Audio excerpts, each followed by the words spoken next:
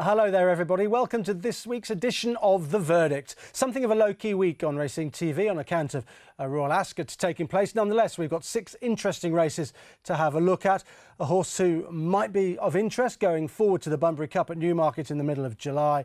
And also a horse who put up a scintillating performance, one that was worthy of Royal Ascot. That all to come. But we start earlier in the week at Thirsk with a nice performance from a horse called Tad Reeb, who won handicap there, Division 1 of the 7 furlong handicap. Midnight Bride was the 3-1 favourite, Poet's Magic 4-1 and supported. A little bit of money for Tad Reeb, 4s from 5s and 15-2 and bigger the rest. We're going to have a look at this particular contest right now. We'll send them on their way. Came from stall 6, Tad Reeb, and this is important. I'll pick him out. He's going to get hampered early on in the piece here, and he does well to regather momentum and poise. There, squeezed out, and now he's lost his position. Jockey wanted to be handy, Dane O'Neill riding for Mark Johnson, but now he's shuffled back to the back of the pack. Now, why did I pick this particular race out? Well, it's his closing splits that are impressive. The course track sectionals have flagged him up as being a fast horse. He picks up in grand style through the final 3 furlongs, and he came home in 33.87. Now that really is motoring in a race that was quite steadily run. The finishing speed percentage, 107.46%. So they've gone quite steady until the 3 pole, and then they've quickened up. And he's still able to pick them up from being poorly placed. Here they are, they've just turned in, and he's got quite a lot to do. There he is, just about to make his move right down the outside of the other runners. And watch his finishing burst here. It really is very impressive indeed. And he's done this in the style of a horse who's pretty well handicapped, I think. He's won this off 78. I think he could be a 90-plus horse, this son of Oasis Dream. And he fires one really impressive furlong. The penultimate furlong is where he puts this race to bed. 10.96 seconds was what he was able to do between the 6 and the 7 pole. That is coming home really strongly. 11.35, then the 10.96 I refer to, and then the 11.55 as he hits the line very hard. This is a really good horse, underestimated as well by his mark. He's a 3-year-old with loads more to come. He beat Higher Kingdom and the Grey Paris Mountain back in 3rd place. The form looks just okay, doesn't look brilliant, but it's what he did through the final 3 furlongs, according to the course track sectionals, that really is impressive. Let's have a look at him once again. He's on the wide outside and he picks up tremendously well. Now remember, he's only 1.5 lengths, something like that, but he had to make up an awful lot of ground from the back of the pack, and that's what makes this effort really impressive.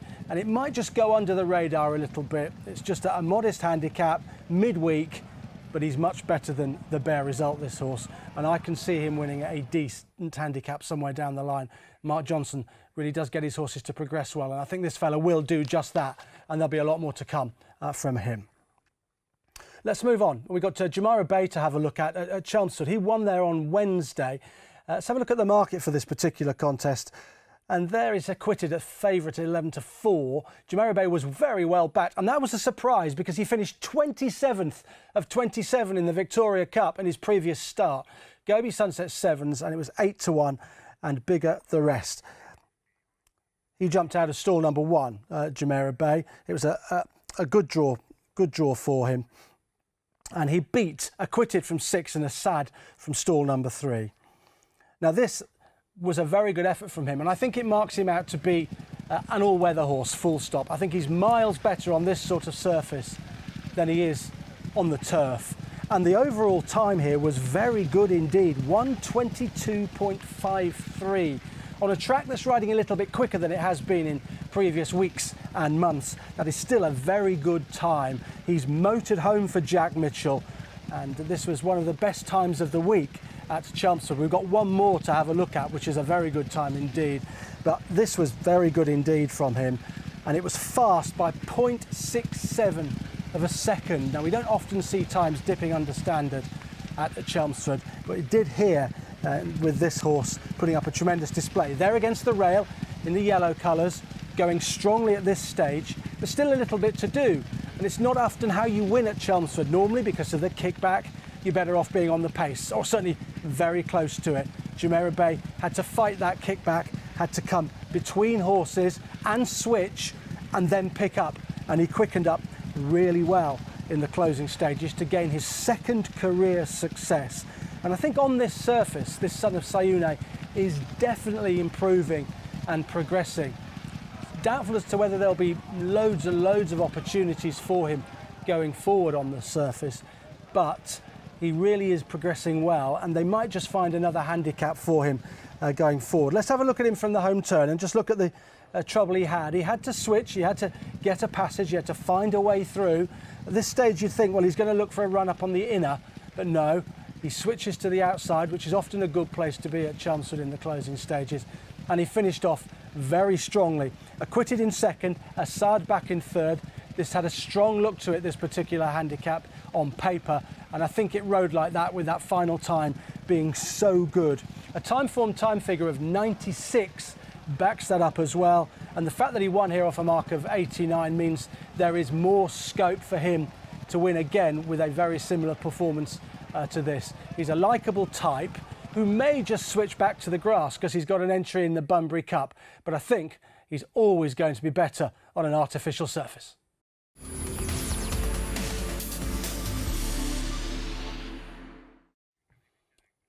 So we saw Jumeirah Bay win at Chelmsford last week in a fast time, dipping under standard. Here's an even better performance on that all-weather surface at Chelmsford from Extraordinaire, who on Thursday won the 320, a handicap over a 1 mile, and was the outsider of the lot at 25 to 1. Path of Thunder for Godolphin was sent off the 10 to 11 favourite. Why was this so good and why have I picked it out? Well, this is a new track record for this horse Extraordinaire at 25 to 1, winning for the Jane Chapel Hyam yard in a race that was absolutely attritional from the off. Kieran Fallon on board the winner, took no prisoners whatsoever. Here he is, setting out to make every yard of the running, and that's exactly what he does, and he never looks in danger from Path of Thunder and New Bolt back in third place. There's Path of Thunder just to his outside, who's always chasing him. This horse loves Chelmsford. This is his fourth career win, and they have all come here at this track. 1:35.09, the new track record that he set here, and it was definitely a career best from this horse. And this was like a dirt race. It was like a dirt war because he finished off very slowly. He got really tired in the closing stages, but he was always hanging on because all of the others had been taken out of their comfort zone a long way from home. The runner-up is sat second. Sky Commander's the horse in the white colours in behind. Look at him now, being scrubbed along with fully 4 furlongs to go. He probably disappointed a little bit, but nonetheless, he couldn't live with Extraordinaire, who just kept rolling out in front. This is very impressive from this horse, and I think there could be a bit more to come from him, particularly back at this track. Now, Path of Thunder is coming to challenge, but his finishing effort on the outside is a little bit disappointing. Look, he's just ducked in behind there, and he'll wander the other way towards the middle of the track under a left-hand drive as well. There he goes, wavering under pressure. But perhaps we shouldn't be too hard on him. Rather, we should give the winner loads of credit. Look what he's done to the rest of the field. He's spread-eagled them, and he's done what horses like to do at Chelmsford, which is bowl along in front, stay out of the kickback. But he's done this really, really well. He's gone hard from the off. As I said, it was like a dirt race, it was like a dirt war. And although this race fell apart a little bit in behind, and some of them were perhaps a tad disappointing, I thought this was a very good performance, right up there with Jumeirah Bay. 2 excellent runs at Chelmsford last week, and this is a new track record. Let me just tell you about that time, 1:35.09, and he's dipped under standard by that much, by 0.91. That takes some doing. There's been a lot of good horses run at Chelmsford and not been anywhere near that sort of time that this horse has put up. So that was a tremendous performance from Extraordinaire for the Jane Chapel Hyam team. And Kieran Fallon on board was completing a double on the days in a tremendous form. Kieran following on from his win on Oxted in the King's Stand Stakes at Royal Ascot. Let's move on to Newmarket now, and for a different reason, have a look at a race that was run very steadily. And Peter the Great was sent off the odds-on favourite 4-11 for John Gosden and Nicky Mackay. Shadwell was 13-2, and Marajan was a 10-1 shot. He jumped out of stall number 7, the winner, Peter the Great. He did it pretty well, really. The runner-up came from 6 next to him. That was Almaram, and Marajan jumped out of stall number 4. This was a very steadily run affair. I've picked this race out because I think this horse has got lots of finishing speed, and the advantage of course track sectionals tell us that we need to make a bit more of this race than you would think having just watched it. Visually, it doesn't look particularly impressive, but the sectioners tell us that this horse is quick. He won the Wood Ditton on his first start, and here, in a very steadily run affair, his final 3 furlongs were pretty impressive. Here he is, sat in second place, just tracking a very modest early gallop. There was no gallop on until the 3 pole, when the winner was able to do an 11.33, and then he fired an 11.21 in the penultimate furlong, which put the race to bed and was far too quick for the rest of his rivals, and that marks him out as being pretty useful. Steadily run 10 furlongs. I think he might be better with a stronger gallop, possibly at 10, but maybe back at 9 or even a mile, and he could just one day make up into sort of a Cambridgeshire horse, something like that, because I think he's miles better than the bare result here. How do we know that this was really steadily run? Well, visually they don't look to be going much of a pace, and a few of them a little bit keen in behind, but we've got a finishing speed percentage courtesy of course tracks, and that is over 110, 110.91. So they came home through the final 3 furlongs 10.91% quicker than they ran the rest of the race. This really has just turned into a 3 furlong burn up, with Peter the Great better placed than Almaram and Marajan, but I think he was still the best horse in the race. You can see there, most of them are struggling to quicken, struggling to pick up. He's still on the bridle as he gets to the 2 pole, and this is the important furlong that he fires. This is the 11.21. So he's doing that now. Watch for the furlong pole. When he gets to the furlong pole, you know he's gone 11.21 to there from the 2 pole, and that none of his rivals can compete with. And then he runs on quite strongly in the closing stages. Now, with that sort of turn of foot in a strongly run race, he is going to be a very interesting horse going forward in handicaps. Let's have a quick look at the head-on. He kept pretty much a true line throughout the final couple of furlongs under Nicky Mackay's drive, and I think he's value for 3 or 4 lengths more. I think he would have bolted up in this particular race if it had been strongly run. The sectionals, though, point to him being a useful individual. 35 seconds dead for the last 3 furlongs, and remember, that's over 10 furlongs. So over this sort of trip, even if they went quite steady, he was able to quicken up in fantastic fashion, and he will be well placed, you can be sure of it, by the Gosdens, and I think they've got a very nice handicapper in the making with Peter the Great.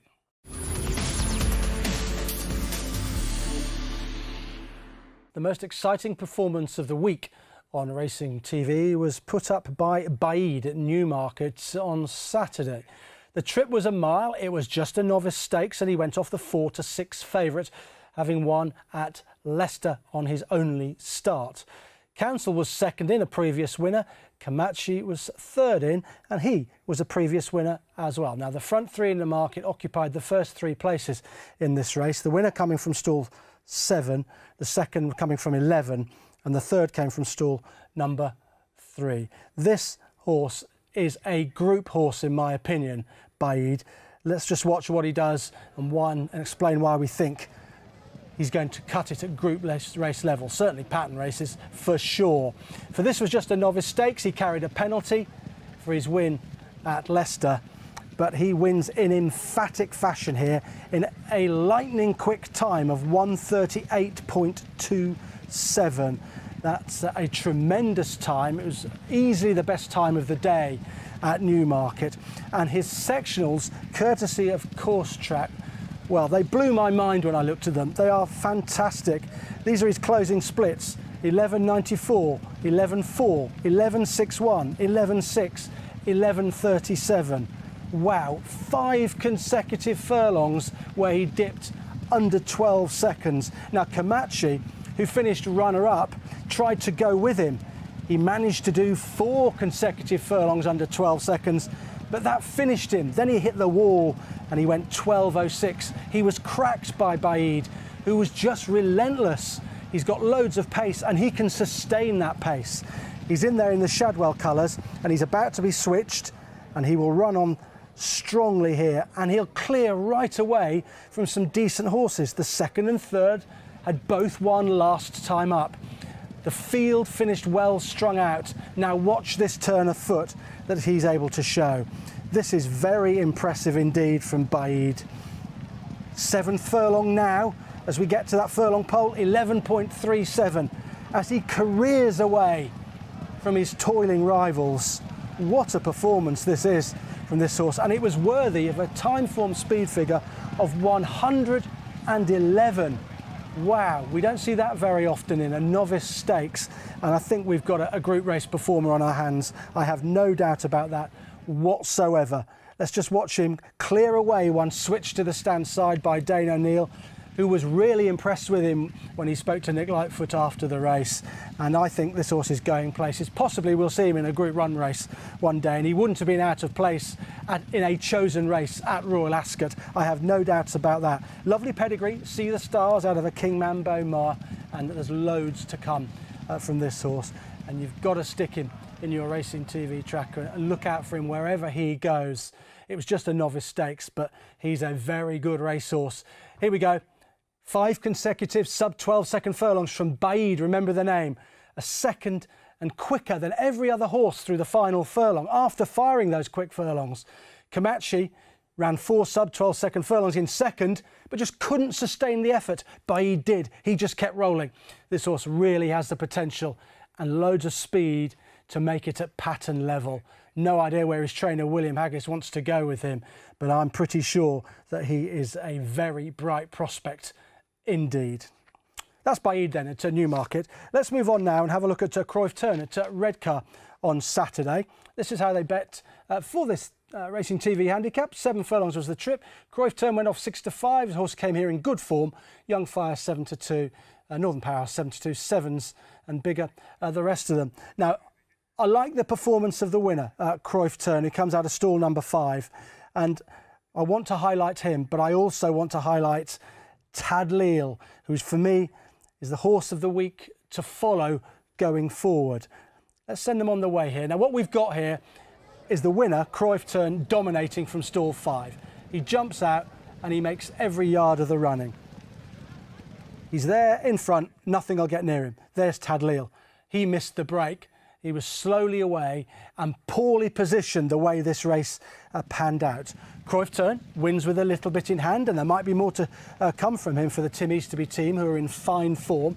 And indeed, this was a good ride from David Allen from the front, winning in 1:23.27. The winner has been transformed by a change of tactics. Making the running really does seem to suit him. Now, that he dominated at a steady gallop is highlighted by the course track finishing speed percentage of 106.42. So he finished the race off strongly. He was sprinting at the line.